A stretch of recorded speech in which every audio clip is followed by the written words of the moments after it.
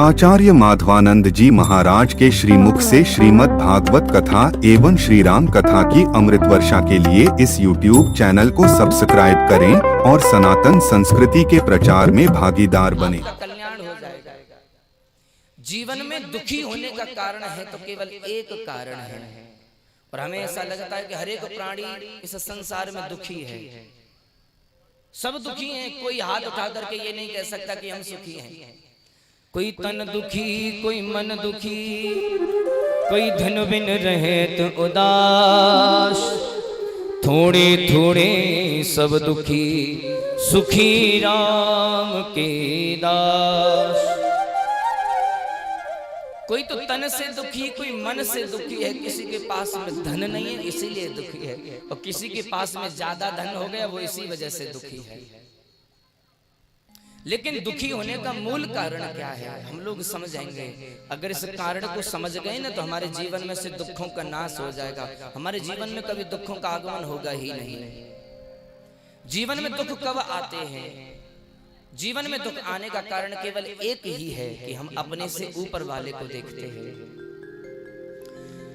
हम अपने मकान में बड़े आराम से रह रहे थे, बढ़िया दाल रोटी खा रहे थे, घर में एक छोटी सी साइकिल है, साइकिल से खेतों पर जाते हैं, बढ़िया प्रसन्नता के साथ में जीवन जी रहे थे। लेकिन हुआ क्या कि हमारा पड़ोसी मोटरसाइकिल खरीद लाया है, 4 पहियों की गाड़ी खरीद लाया। एक दिन उसने हमको उस मोटरसाइकिल पर बैठा लिया तो हमने क्या सोचा, बोले भैया मोटरसाइकिल पर बैठने का तो बड़ा ही सुंदर मजा है।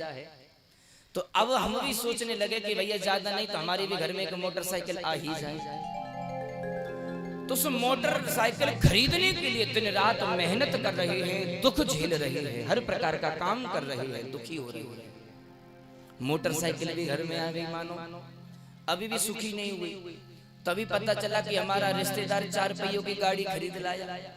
उसने भी एक दिन उसमें हम गाड़ी में बैठ गए तो पता चला भैया गाड़ी में बैठने का भी अलग ही सुख है।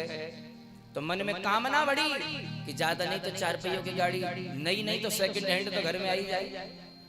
तो वो गाड़ी खरीदने के प्रयास से दिन रात मेहनत कर रही है, प्रयास कर रही है, सुखी होने के लिए खूब मेहनत की, खूब पसीना बहाया, गाड़ी भी खरीद ली। फिर पता चला कि हमारे सामने वाले पड़ोसी ने थोड़ी सी जमीन खरीद ली। हमारे पास में तो कच्चा सा मकान है, लेकिन वो तो उसने तो पक्का मकान बनवा लिया, तो हमारे पास में भी ये मकान होना चाहिए। हमने देखा कि हम तो भैया दाल रोटी खा रहे हैं, चटनी से खा रहे हैं, लेकिन पड़ोसी के घर में तो रोजाना महाराज खूब मटर पनीर की सब्जी बन रही है, तो हम भी अब हमारे घर में भी मटर पनीर की सब्जी बननी चाहिए। क्या है, हमने अपने से ऊपर वाले को देखा, इसलिए कामनाएं बढ़ी तो दुखों का आगमन हो गया हमारे जीवन में। लेकिन जब हम अपने से नीचे वाले को देखेंगे ना तो दुख सारे के सारे खत्म हो जाएंगे। आप लोग विचार करना, हमारे पास में कम से कम रहने के लिए घर तो है, भगवान ने जैसा घर दे दिया, कच्चा ही घर दे दिया, लेकिन न जाने इस विश्व भर में न जाने कितने हजारों लाखों लोग ऐसे हैं जिनके पास में रहने के लिए तक मकान तक नहीं, सोने के लिए घर तक नहीं, छत तक नहीं है। आए दिन फुटपाथ पर सो जाते हैं, सड़क पर तान दुपट्टा सो जाया करते हैं, उन्हें ये भी नहीं पता कि सुबह तक हम जीवित रहेंगे कि नहीं रहेंगे। आएगा कोई अमीर जाना शराब पी करके और उन सभी सड़क पर सोने वालों के ऊपर से होकर के निकाल कर ले जाएगा, सबकी हत्या कर देगा। लेकिन भगवान ने हमें कच्चा मकान तो दे दिया ना घर में रहने के लिए, लेकिन नहीं, हमने अपने उसे ऊपर वाले को देखा। अरे हमने भगवान को देखा, अपने से ऊपर वाले को देखा कि मटर पनीर की सब्जी बन रही है। हमारे जीवन में भी दुख आ गए, लेकिन कम से कम अपने से नीचे वाले को तो देखते। न जाने इस दुनिया में कितने हजारों लाखों लोग हैं जो आए दिन भुखमरी के कारण मर रहे हैं, जिनके पास में खाने के लिए एक अन्न का दाना तक नहीं है। लेकिन भगवान ने हमको खाने के लिए सारी व्यवस्थाएं कर दी, दाल रोटी की व्यवस्था कर दी, लेकिन फिर भी उसके बाद भी हम दुखी हैं। अरे हमारे पास में संतान तो है, न जाने इस दुनिया में कितने लोग हैं जिनके पास में संतान तक नहीं है। अरे हम लोग गाड़ी घोड़ा खरीदने के लिए दिन भर प्रयास करते रहते हैं, दुखी होते रहते हैं। न जाने कितने लोग ऐसे हैं जिनके पास में चलने के लिए पैर तक नहीं है, जो जन्म से ही लंगड़े लूले पैदा होते हैं, अपंग पैदा होते हैं। अरे भगवान ने इतना सुंदर तन प्रदान कर दिया। न जाने कितने इतने लोग होंगे जो सोने सात को सोते, सुबह को जागते ही नहीं है, रात ही रात में उनका काम तमाम हो जाता है। लेकिन भगवान ने हमारे ऊपर कृपा की, हम सोए और सुबह को स्वस्थ जगे। न जाने कितने लोगों को रात सोते सोते लकवा मार जाए, कुछ पता थोड़ी है, कोई गारंटी थोड़ी है। लेकिन फिर भी हमने अपने से ऊपर वाले को देखा, नीचे वाले को नहीं देखा। हम जब अपने से नीचे वाले को देखेंगे तब तो पता चलेगा कि हम हजारों लाखों करोड़ों लोगों से कितने ऊपर हैं। तब हमारे जीवन के सभी दुख नष्ट हो जाएंगे।